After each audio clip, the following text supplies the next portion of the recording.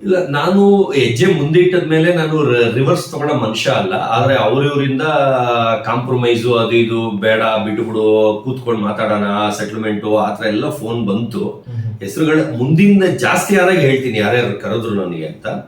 ನಂದು ಏನಂದ್ರೆ, ನಾನು ಯಾರ ತಂಟೆಗೂ ಹೋಗಲ್ಲ. ಆದ್ರೆ ತಂಟೆಗೆ ಬಂದ್ಮೇಲೆ ಲೀಗಲ್ ಆಗಿ ಕೋರ್ಟ್ ಅಲ್ಲಿ ಡಿಸಿಷನ್ ಆಗಿ ಒಂದು ಫೈನೋ ಏನಾರ ಆಗ್ಬೇಕು. ಅದ್ ಬಿಟ್ಟು ಮಾನನಷ್ಟ ಮೊಕದ್ದೊಮ್ಮೆ ಅದು ಸಪರೇಟ್ ಆಗಿ ನನ್ನ ಪ್ರೈವೇಟ್ ಲಾಯರ್ ಇಂದ 1 ಕೋಟಿಗೆ ಅವ್ರಗಳ ಮೇಲೆ ಕೇಸ್ ಆಗ್ತಾ ಇದೆ. ಯಾರ ಮೇಲೆ ಆಗ್ತೀರಿ ಸರ್? ವಿನಯ್ ಗೌಡ, ರಜತ್, ಧನ್ರಾಜ್ ಅವ್ರಿಗೆ ನೋಟಿಸ್ ಕಳ್ಸಿದ್ದಾರೆ. ಅಂದ್ರೆ ಯಾರು ಇನ್ನೂ ಸ್ಟೇಷನ್ಗೆ ಬಂದು ಬೇಲು ತಗೊಂಡಿಲ್ಲ, ಅಟೆಂಡು ಮಾಡ್ತಾ ಇಲ್ಲ. ಅಂದ್ರೆ ಅವರು ಮಂಡ್ಯಲ್ಲಿ ಎಲ್ಲೋ ಇದಾರೆ ಅಂತ ನ್ಯೂಸ್ ಬಂತು. ಆಗೋಗಿತ್ತು. ಇದೆಲ್ಲ ಇದ್ರೂ ತಡ್ಕೊಂಡಿದ್ದೆ. ಅಂದ್ರೆ ಇದೆಲ್ಲ ಆಗಿದ್ರು ತಡ್ಕೊಂಡಿದ್ದೆ. ಅಂದ್ರೆ ಏನ್ ಇವ್ನು ಹಿಂಗ ಇದಾಗ್ಬಿಟ್ಟಿದಾನ ಅನ್ನೋ ತರ ತಡ್ಕೊಂಡಿದ್ದೆ. ಯಾವಾಗ ನಾನು ನನ್ನ ಪಾಡಿಗೆ ನನ್ಗೆ ಯಾವ ಇಂಟೆನ್ಷನ್ ಇರ್ಲಿಲ್ಲ, ಇಷ್ಟು ದೊಡ್ಡ ಇಶ್ಯೂ ಆಗುತ್ತೆ ಅನ್ನೋದು ಗೊತ್ತಿಲ್ಲ, ಏನೂ ಇಲ್ಲ. ನನ್ನ ಫ್ರೆಂಡ್ಸ್ ಜೊತೆ ಆಲ್ಬೇಕ್ ಹೋಟೆಲ್ ಮಲ್ಲೇಶ್ವರಂಗೆ ಊಟಕ್ಕೆ ಹೋಗಿದ್ದೆ.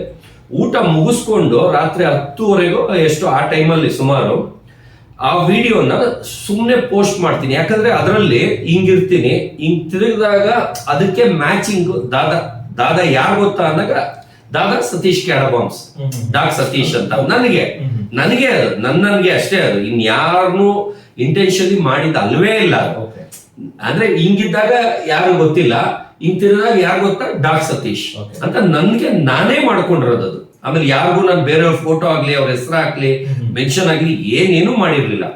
ಇವ್ರು ಏನ್ ಮಾಡಿರೋದು ಅದನ್ನ ಪ್ರಚೋದನೆ ಮಾಡಿರೋದು. ಪ್ರಚೋದನೆ ಅಂದ್ರೆ ಜನಗಳಿಗೆ ಹೆತ್ ಕಟ್ಬಿಟ್ಟು ಅದನ್ನ ಜಗಳ ಆಗೋ ತರ, ಒಂದು ಕೆಟ್ಟ ಇದ್ರ ತರ, ಆಮೇಲೆ ಸರ್ಗು ಹೆಸರು ಹಾಳಾಗೋ ತರ ಎಲ್ಲ ಪ್ರಚೋದನೆ ಮಾಡಿದ್ದೆ ಇವ್ರು 3 ಜನ.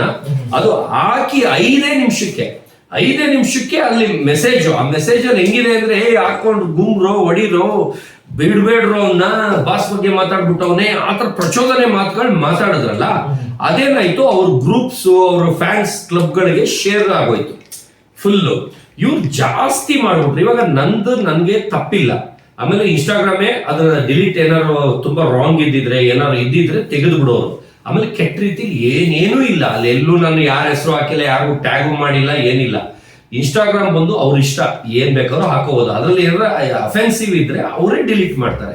ಇವಾಗ ಉಪೇಂದ್ರ ಸರ್ದು ಒಂದು ಮೂವಿಗೆ ರಿಸರ್ಚ್ ಮಾಡ್ತಾ ಇರ್ತಾರೆ ಕಾಂಪೌಂಡ್ಗೆ, ಹೀರೋಯಿನ್ ಕಾರಿಂದ ಬಂದು ಬೈತಾರೆ. ಅದನ್ನ ಮೂವಿಲೇ ಸೆನ್ಸಾರ್ ಬೋರ್ಡ್ ಅವರೇ ಓಕೆ ಕೊಟ್ಟಿದ್ದಾರೆ. ಆಮೇಲೆ ಮೂವಿ ಥಿಯೇಟರ್ ಅಲ್ಲಿ ಎಷ್ಟು ಹೆಂಗಸರು, ಎಷ್ಟು ಮಕ್ಕಳು ಕುತ್ಕೊಂಡು ನೋಡ್ತಾರೆ.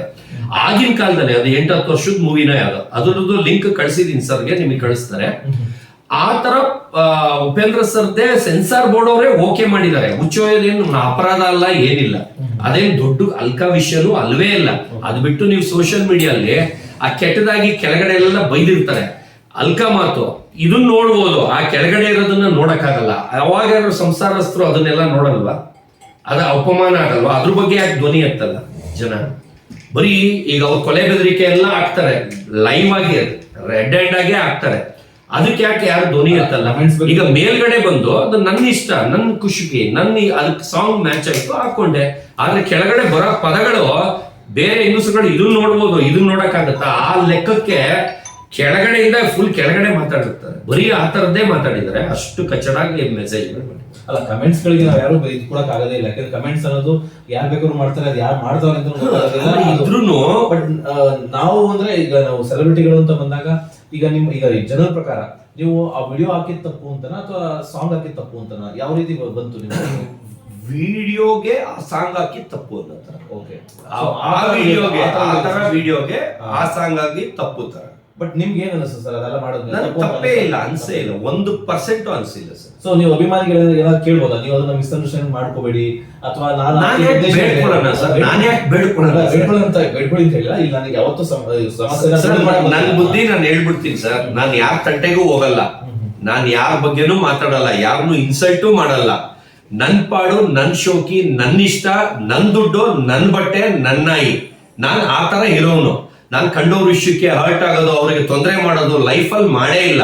ಆದ್ರೆ ನನ್ನ ತಂಟೆಗೆ ಯಾರು ಬಂದ್ರೆ 100% ಸುಮ್ಮನೆ ಇರ್ತೀನಿ. 110% ಅವ್ರಿಗೂ ಸುಮ್ಮನೆ ಇರ್ತೀನಿ. ಅದಾದ್ಮೇಲೆ ಬಂದ್ರೆ ನಾನು ಏನ್ ಬೇಕು ಪೇಪರ್ ಪೆನ್ನು ಲೀಗಲ್ ಆಗಿ ನಾನು ಕಾನೂನು ಪ್ರಕಾರನೇ ಹೋಗೋದು.